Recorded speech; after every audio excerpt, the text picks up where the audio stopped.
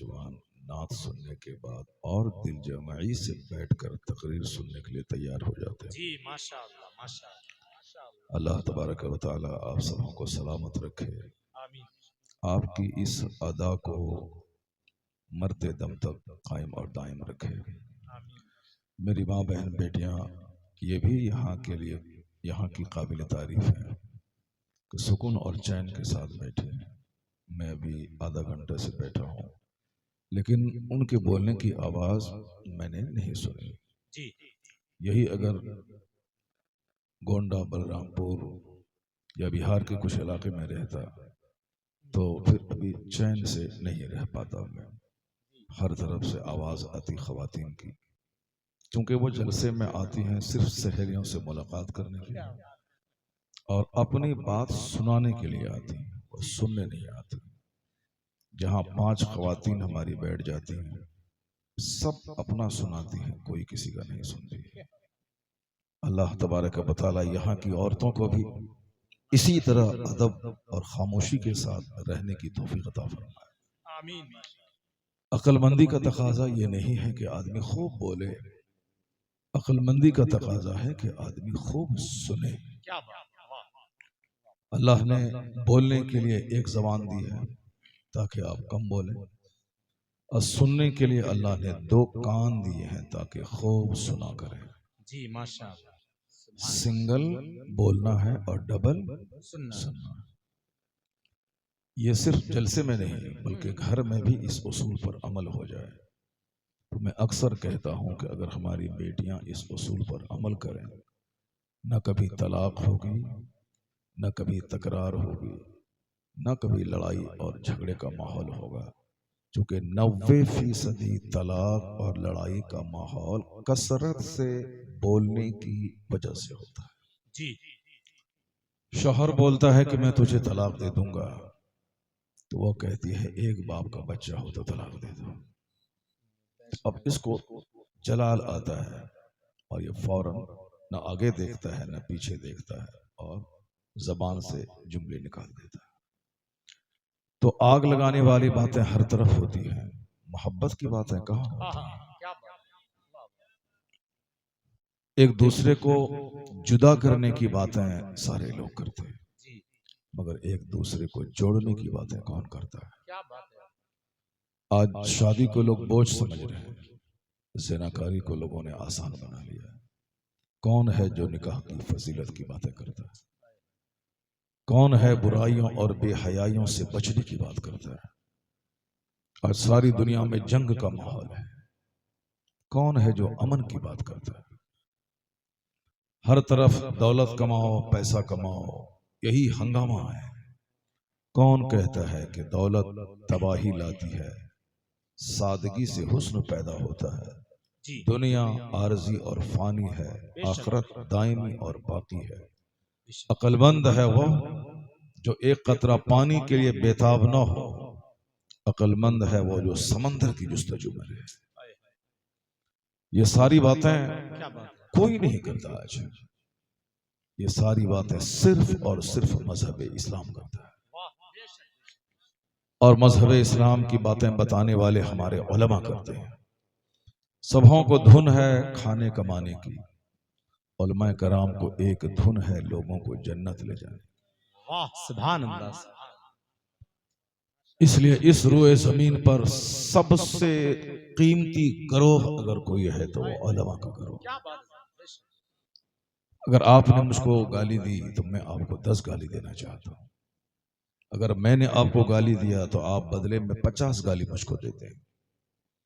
اگر میں نے آپ کو کبھی کرسی نہیں دی میرے گھر میں آنے کے بعد تو آپ بھی اس کا بدلہ لیتے ہیں. اگر میں نے آپ کو قرض نہیں دیا تو آپ بھی مجھے مصیبت پہ تڑپاتے ہیں. انسان کا نیچر ہے برائی کا بدلہ برائی سے لینا. نیتا کو ووٹ نہیں دیا تو وہ آپ کی سڑک نہیں بنائے گا. ہمارے علاقے میں ایک بھاجپا کا نیتا جیتا، مسلم محلے کی سڑک کو نہیں بنایا، کہا نہیں وہ ووٹ نہیں دیا ہم کو، جبکہ وہ جیتنے کے بعد سب کا نیتا ہو جاتا ہے. یہ بہت گرا ہوا آدمی اس طرح کی باتیں کرتا ہے. ایک بھاجپا کا ایک بہت بڑا نیتا ہے ناگپور میں، جس نے تاج باغ کو سجا دیا، اربوں کے پروجیکٹ سے تاج باغ اب تاج باغ معلوم ہو رہا ہے۔ بابا تاج الدین ناگپوری رحمت اللہ علیہ کے آستانے کو سجا دیا ہے اس بندے نے، ماشاءاللہ۔ وہ اسی پارٹی کا نیتا ہے، لیکن تھوڑا سا سینہ چوڑا ہے اس کا۔ اب جانے کے بعد لگتا ہاں بابا تاج کا مزار ہے، تاج آباد شریف ہے۔ اور یہ گھٹیا قسم کا نیتا چھوٹی سی سڑک نہیں بنایا، جی یہ اپنی اپنی سوچ کی بات ہے، سوچ کیا بات۔ اپنی اپنی سوچ کی بات ہے۔ تو میں کہہ رہا ہوں کہ کیا بول رہا تھا؟ جی ماشاءاللہ۔ ہاں میں کہہ رہا تھا کہ بدلہ آدمی فوراً دینا چاہتا، ووٹ نہیں دیے تو سڑک نہیں بناتا۔ جی آپ کو میں نے سلام نہیں کیا تھا، آپ ہم کو ہی 50 بار سلام نہیں کرتے ہیں، سلام کا جواب نہیں دیتے۔ یہ انسان کی کمزوری ہے، ویکنیس ہے۔ لیکن کون ہے اس دنیا میں آپ ان کا کھانا بند کر دیتے ہیں، وہ آپ کو کہتا ہے کہ تم تباہ مت ہو، نماز پڑھ کے جنت چلے جاؤ۔ آپ ان کی ملازمت کے پیچھے پڑ جاتے ہیں، عصر سے پہلے تم کو بھگا دوں گا، لیکن یہ نہیں کہتا کہ تم بغیر وضو کے نماز پڑھو، یہ کہتا ہے کہ وضو کے ساتھ نماز پڑھو ورنہ قیامت کے دن تمہارے بدن کو آگ چھوئے۔ ہم ان کی نوکری کے پیچھے ہیں، یہ ہمیں جنت لے جانے کے پیچھے پڑا ہوا ہے۔ اسے معلوم ہے کہ جمعہ کے بعد میری جگہ چھوٹ جائے گی، مگر پھر بھی جمعہ میں آدھا گھنٹے کا خطاب وہ پورے گاؤں کو آباد کرنے کے لیے کرتا ہے، تباہ و بربادی کا خطبہ نہیں دیتا ہے۔ اس لیے اس زمین پر شبھ چنتک، جس کو آپ کہتے ہیں جو حقیقت میں خیر خواہ، آپ کا بھلا چاہنے والا، اگر کوئی گروہ ہے تو وہ گروہ علماء ہے۔ میں اس کی برائی بیان کرتا ہوں چائے کی دکان پر، وہ مسجد میں تہجد کی نماز پڑھ کے میری بخشش کی دعا کرتا ہے۔ کون ملے گا اس دنیا میں؟ اور یہ سب سے بڑی ٹریجڈی ہے کہ سب سے زیادہ غیبت علماء کی ہی کی جاتی ہے، جو سب سے زیادہ نفیس طبقہ ہے اس روئے زمین کا، سب سے بڑا رسپیکٹیڈ طبقہ ہے۔ 1000 بیگھہ زمین ہو لکھیم پور میں کسی کے پاس، وہ زمیندار کہلاتا ہے۔ کسی کے پاس صاحب 50 کھرب کی فیکٹری ہو، وہ انڈسٹریلسٹ کہلاتا ہے، کیپیٹلسٹ کہلاتا ہے۔ لیکن کرائے کے گھر میں اگر کوئی شخص رہتا ہے، نمک روٹی کھاتا ہے، اگر قرآن حدیث کا علم اس کے سینے میں ہے، اب ہم ان کو کیا کہتے ہیں؟ نائب پیغمبر کہتے ہیں۔ جی نائب پیغمبر، جس طرح اللہ کے بعد سب سے بڑا مرتبہ مصطفیٰ جان رحمت کا، بعد از خدا بزرگ توئی قصہ مختصر، حضور کی تعریف و توصیف میں ایک جامع جملہ کہا جا سکتا ہے، خدا کے بعد اگر کوئی بڑی ذات ہے تو مصطفیٰ کی ذات کے نام۔ اب ان کا نائب ہونا، ان کا نائب ہونا کتنا بڑا مرتبہ ہے۔ مصطفیٰ کا نائب فیکٹری چلانے والا نہیں ہوگا، 1000 ایکڑ زمین کا جوتنے والا نہیں ہوگا، بمبئی میں حاجی علی پیٹر روڈ پہ کھرموں کا گھر بنانے والا نہیں ہوگا، یہ امریکہ کا کھرپتی نہیں ہوگا۔ مصطفیٰ کا نائب وہ ہوگا جو اپنے سینے میں قرآن حدیث کا علم رکھے گا۔ بے شک بے شک۔ اس لیے عالم دشمنی کی چیز نہیں تو محبت کی چیز ہے، کیا بات۔ ہمارا حقیقی خیر خواہ ہے یہ۔ میں ان کے لیے ان کی 1000 غیبت کروں، یہ جب بھی دعا کرتا ہے تو کہتا ہے اللہم اغفر لی ولوالدی ولجمیع المسلمین۔ کیا بات، الہی مجھے بخش دے، میرے ماں باپ کو، سارے مسلمانوں کو بخش دے، جو کھانا روکا اس کو بھی بخش دے، جو غیبت کی اس کو بھی بخش دے، جو ہمارے لیے ہماری جگہ کے پیچھے پڑا اس کو بھی بخش دے، جو میری ملازمت کو خطرے میں ڈالا اس کو بھی بخش دے۔ جس دن تنہائی میں بیٹھ کر اس پوائنٹ پہ آپ غور کریں گے تو آپ کے ہاتھ ان کے لیے دعا کے لیے اٹھ جائیں گے۔ کیا بات۔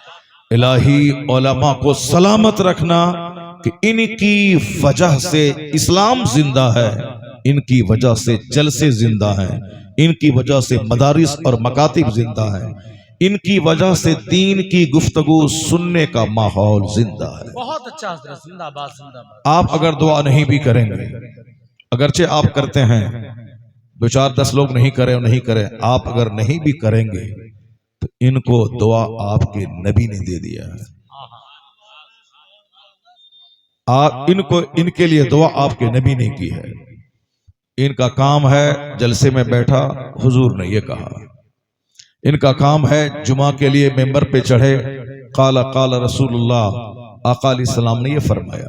ان کا کام ہی ہے دین پھیلانا اور مصطفیٰ کی حدیث پڑھ پڑھ کے آپ کو سنانا. ان کا کام ہے آپ کو تباہی اور بربادی سے بچانا، آپ کو ہلاکت سے بچانا ان کا کام ہے. اب یہ اپنی بات کبھی نہیں بولتے کہ میرا باپ بڑا ہے.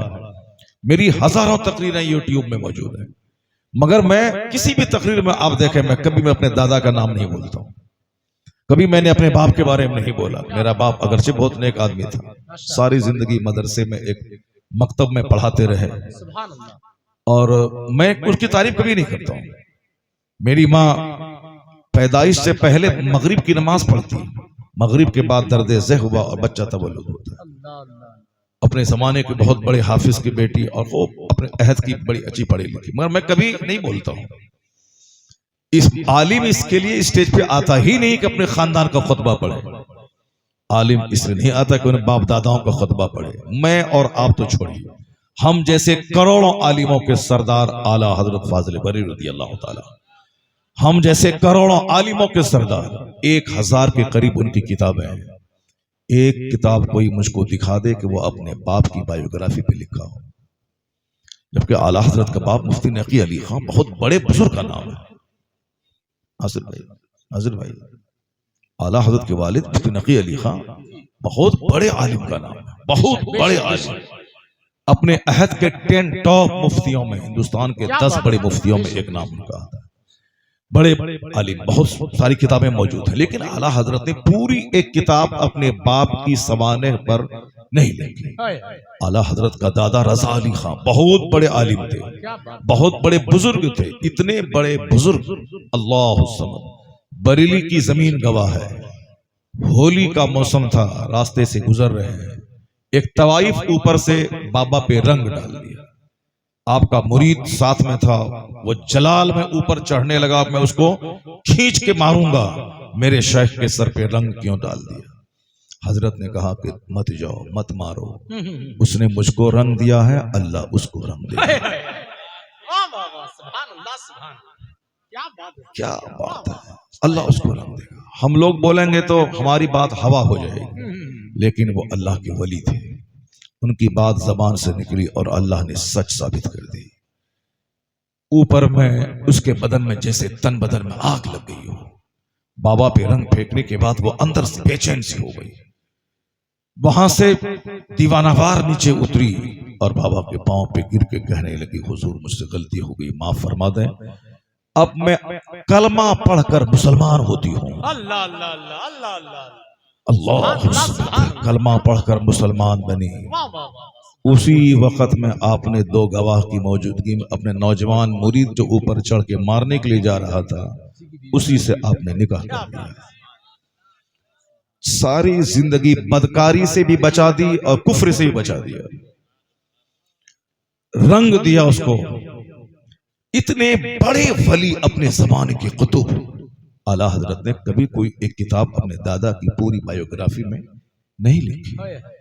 عالم نہیں آتے ہیں کہ اپنے باپ دادا کی کہانی سنائیں، عالم جب بھی لکھتے ہیں تو مصطفیٰ کی حدیث لکھتے کیا ہیں. بات ہے، سبحان اللہ. عالم جب بھی بیان کرتے ہیں مصطفیٰ کی حدیث بیان کرتے ہیں، خدا کی بڑائی بیان کرتے ہیں، اللہ کے رسول کی عظمت بیان کرتے ہیں، آقائے دو جہاں کی تعلیمات پہ خطاب کرتے ہیں. اس لیے عالم وہ گروہ ہے اس روئے زمین کا کہ جس کے لیے مصطفیٰ نے دعا دے دی، اور سارے لوگ چاہے دشمنی کرے حضور نے دعا دے دی. نَدَّرَ اللَّهُ عَمْرًا من سمع منا حدیثا فبلغه کما سمع، او کما قال نبی علیہ السلام. آقا کہتے ہیں اللہ میک ہم گرین، اللہ اسے ہرا بھرا رکھے، کسے؟ جو میری حدیث سنتا ہے اور دوسروں کو سناتا ہے. سبحان اللہ سبحان اللہ. واہ واہ واہ. سبحان اللہ. حضور کی دعا کیسے قبول ہوئی معلوم ہے؟ چلو ٹھیک ہے، میں خطیب ہوں، خطابت کرتا ہوں، ہندوستان بھر میں سفر کرتا ہوں، بہت سارے لوگ نذرانے